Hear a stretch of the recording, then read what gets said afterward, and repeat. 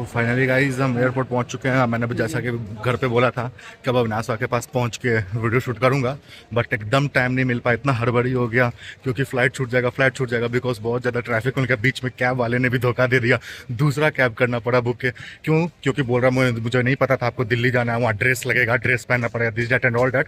But कोई नहीं, no worries guys, 5 minute पहले पहुंच गया हूँ हड़बड़ी में। अविनाश भाई पूरा हड़बड़ी में पहुंच चुके हैं, एकदम तेजी में। तो अविनाश भाई और टेंस थे, ऐसा मैं तो 2 बार फ्लाइट को एकदम मतलब छोड़ते छोड़ते पकड़ा हूँ, तो मुझे आइडिया था कि मैं पहुंच जाऊंगा।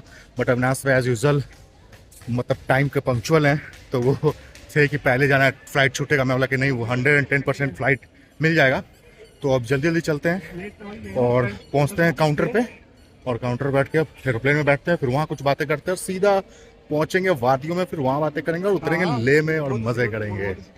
सो फाइनली गाइज अपने आ गया हूँ गेट नंबर 22 पे। बट यहाँ पे आके पता चला है कि यहाँ पे इंडिगो की फ्लाइट उड़ रही है। फिर हमारी हालत ख़राब हुई, कह रहे भाई अब कहाँ जाना है, अब कहाँ जाना है। तो एज़ यूजुअल अविनाश भाई अपनी गर्लफ्रेंड के साथ लगे हुए हैं, बिजी हैं, ये क्या करना है। अविनाश भाई एक बार हाय बोल दीजिए। नहीं बोलेंगे, बिजी है बहुत ज़्यादा। अभी वो अपनी गर्लफ्रेंड के साथ बता रहे थे ये सीन हो गया। तो मैं सिनेरियो बताता हूँ क्या हुआ। तो ये नंबर जो 22 नंबर गेट है, यहाँ से हमें जाना था। ओके, तो इन्होंने स्पाइस जेट वाले ने इन्फॉर्म भी नहीं किया और गेट को शिफ्ट किया गेट नंबर 20 पे। ठीक है, तो गेट नंबर 20 पे शिफ्ट हो गया वो, तो ये एटलीस्ट इन्फॉर्म करना चाहिए था। और flight half an hour delay है, ये भी नहीं इन्फॉर्म किया गया। वो तो चलो हम लोग टाइम पे पहुंच गए थे, बट जो हमने दौड़ा भागी किया, इतना टेंशन लिया कि फ्लाइट छूट जाएगी, तो वो नहीं होता। तो अविनाश का चेहरे पे आपको टेंशन दिख रहा होगा। अविनाश का फ्लाइट डिले कैसा लग रहा है आपको? फ्लाइट डिले कैसा लग रहा है? फ्लाइट डिले कैसा लग रहा है? हमको ऐसा लग रहा है कि फ्लाइट जल्दी उड़ जाएगा। तो फुल एक्साइटेड है अविनाश भाई कि कैसे जल्दी से लद्दाख पहुंचे, क्योंकि अविनाश भाई पहली बार लद्दाख जा रहे हैं। तो जल्दी से उड़ जाए लद्दाख, जल्दी से उड़ जाए लद्दाख पहुंच जाए, ये है। तो बस अब देखते हैं कब तक होता है स्टार्ट यहाँ गेट नंबर 20 से। बस उड़ते हैं, चलते हैं एरोप्लेन में, वहाँ बातें करते हैं आपसे। तो जैसा कि आपको पता था फ्लाइट डिले, जब मैंने बोला कि अब एयरपोर्ट की फ़्लाइट में बैठ के बात करेंगे, बट अविनाश भाई बोले नहीं अभी और बातें करना है हमें। तो अविनाश भाई निकाले अपनी गर्लफ्रेंड की तरफ से आया हुआ लंच, ये देखिए एक पराठा है। अविनाश भाई मस्त अब खाएंगे और हम लोग भी खाएंगे, और हम लोग इन द सेंस मैं भी खाऊंगा।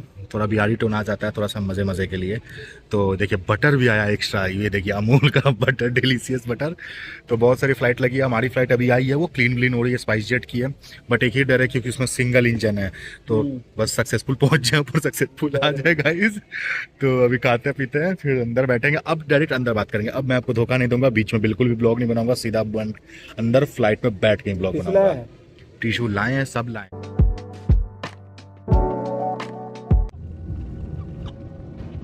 अविनाश भाई का हालत हो गया खराब क्योंकि इसने ले लिया शुरू से नहीं बैठिएगा स्पाइस जेट में। क्यों?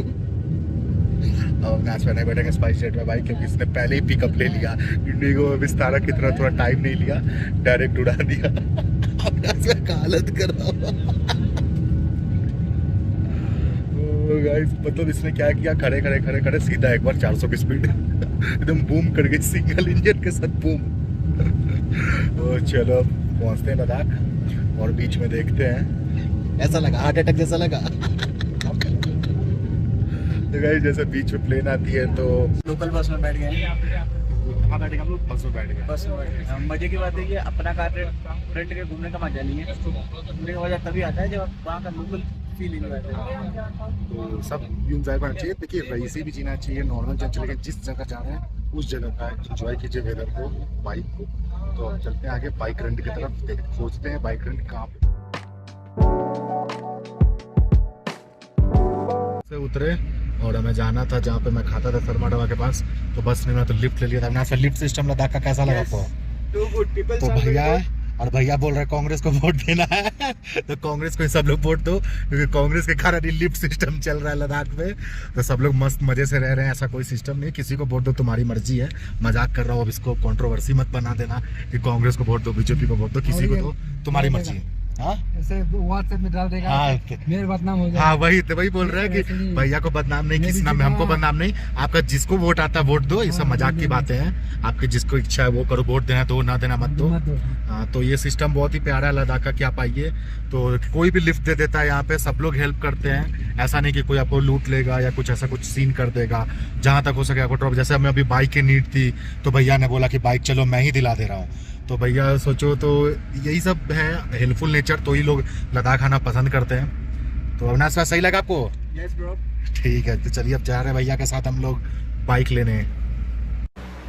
तो गाइज हमने लिया लिफ्ट, और जैसा कि आपको देखा होगा लिफ्ट तो ले ही लिया था। भैया ने अपने बेटे की दुकान पे यहाँ छोड़ दिया है, कोई डॉक्यूमेंट्स होता है फिल कर रहे हैं, और बाइक लेके अब निकलेंगे हम।